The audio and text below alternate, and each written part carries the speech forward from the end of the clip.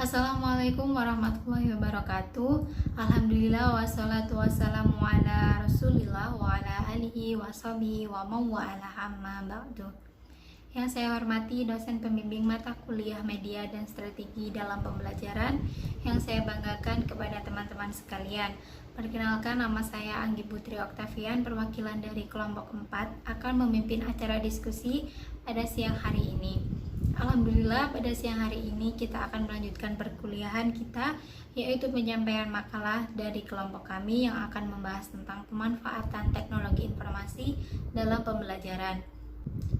Langsung saja, saya di sini akan menjelaskan tentang media pembelajaran teknologi informasi. Media pembelajaran merupakan salah satu komponen pembelajaran yang mempunyai peranan penting dalam proses pembelajaran. Pemanfaatan media merupakan bagian yang harus mendapat perhatian dalam setiap kegiatan pembelajaran. Nah, oleh karena itu, guru perlu mempelajari bagaimana menetapkan media pembelajaran agar dapat mengefektifkan pencapaian tujuan pembelajaran dalam proses belajar mengajar. Saya Yuli Nur Aini akan menjelaskan tentang pengertian teknologi informasi. Pengertian teknologi dalam KBBI adalah keseluruhan sarana untuk menyediakan barang-barang yang diperlukan bagi kelangsungan dan kenyamanan hidup manusia. Sedangkan pengertian informasi dalam KBBI adalah pemberitahuan, kabar atau berita tentang sesuatu. Dapat kita pahami bahwa teknologi informasi adalah suatu teknologi yang dipakai untuk mengolah data, yaitu mendapatkan, memproses, menyusun, menyimpan, dan juga memanipulasi data dalam berbagai cara untuk membuat informasi yang berkualitas. Informasi yang berkualitas adalah informasi yang relevan, akurat, dan juga tepat waktu, yang dipakai untuk kebutuhan pribadi, untuk bisnis, pemerintahan, pendidikan, serta sumber informasi yang baik untuk pengambilan keputusan. Selanjutnya, saya akan menjelaskan tentang fungsi teknologi informasi dalam pembelajaran. Yang pertama ialah menangkap. Fungsi ini berkaitan sebagai untuk melakukan penginputan, contohnya menerima input dari scanner, mic, ataupun dari keyboard. Yang kedua ialah pengolah, yang berfungsi untuk menggabungkan catatan aktivitas secara detail. Contohnya seperti menerima input dari keyboard, scanner, dan masih banyak lagi. Yang ketiga ialah mengolah atau memproses data. Pengolahan atau pemrosesan suatu data ini bisa berbentuk analisis, sintesis, dan dengan adanya fungsi ini maka pengguna akan lebih dimudahkan. Yang keempat ialah menghasilkan, di mana fungsi ini memiliki peran penting sebagai suatu alat yang digunakan untuk mengorganisasikan suatu informasi ke dalam bentuk yang lebih terarah. Contohnya yaitu membuat tabel ataupun grafik. Yang kelima ialah penyimpanan. Fungsi teknologi ini untuk merekam ataupun menyimpan data. Contohnya seperti disimpan di flash disk, disket, CD, dan lain-lain. Yang keenam ialah mencari kembali. Dalam hal ini, teknologi berfungsi untuk memperoleh ataupun menelusuri kembali informasi yang sebelumnya sudah tersimpan. Yang terakhir adalah transmisi, yang berfungsi untuk mengirim data dan juga informasi dari satu lokasi lain dengan menggunakan jaringan komputer.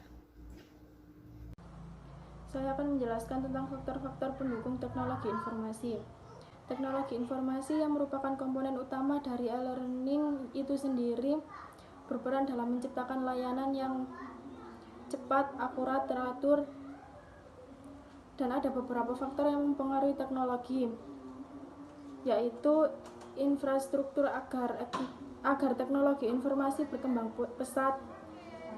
Pertama-tama, Anda memerlukan infrastruktur yang memungkinkan Anda mengakses informasi di mana saja.